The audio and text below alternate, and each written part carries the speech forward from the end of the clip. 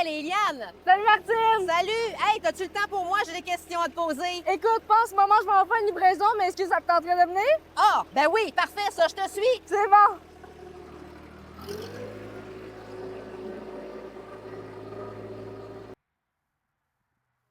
Donc, quand je livre une machine comme ça, je trouve ça important de montrer vraiment toutes les petites facettes cachées de ces tracteurs-là.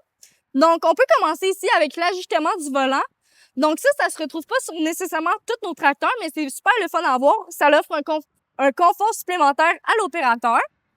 Ensuite de ça, on a flasher gauche-droite.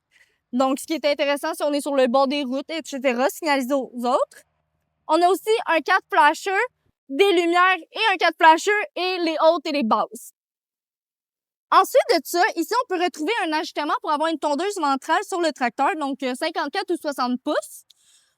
Ensuite, nous avons nos 3 gammes, donc on a un high, un neutre et un low.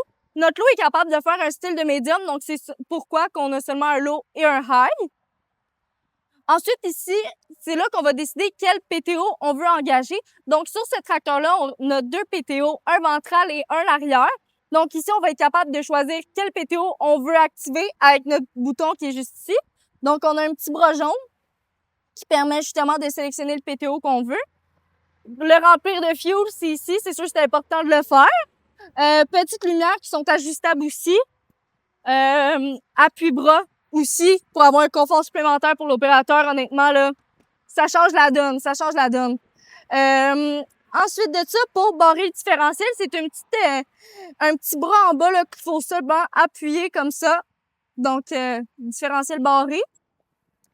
Donc, de ce côté-ci, on a notre joystick pour notre loader qu'on réussit à barrer ici avec un petit shaft de relevage hydraulique. Dans le fond, la vitesse du relevage va faire que, en fait, on va la contrôler ici.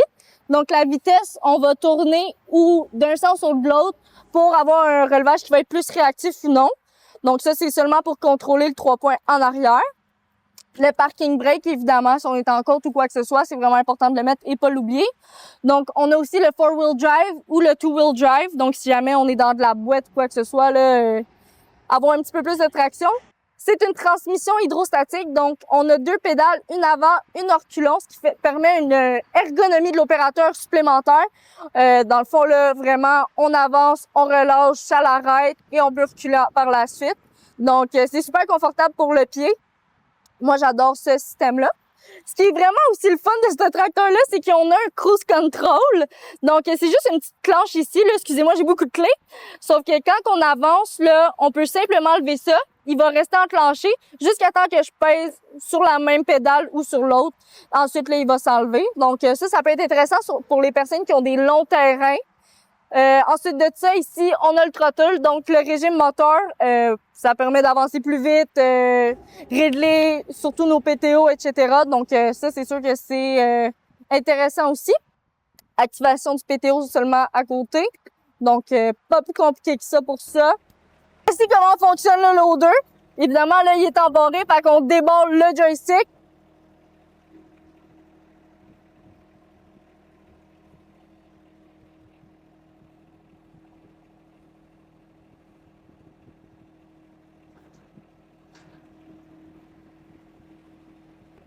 On a aussi un backhoe.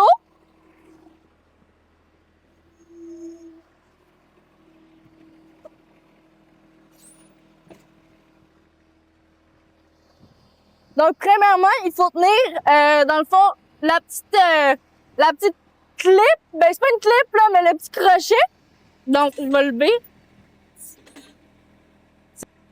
Donc, ça ressemble à ça pour ça. Ensuite, on peut prendre place.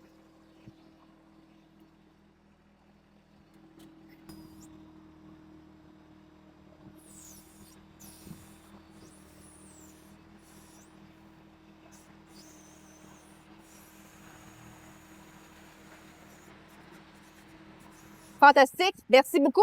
JLDlagu.com si vous voulez en savoir plus ou passer dans une de nos 19 succursales.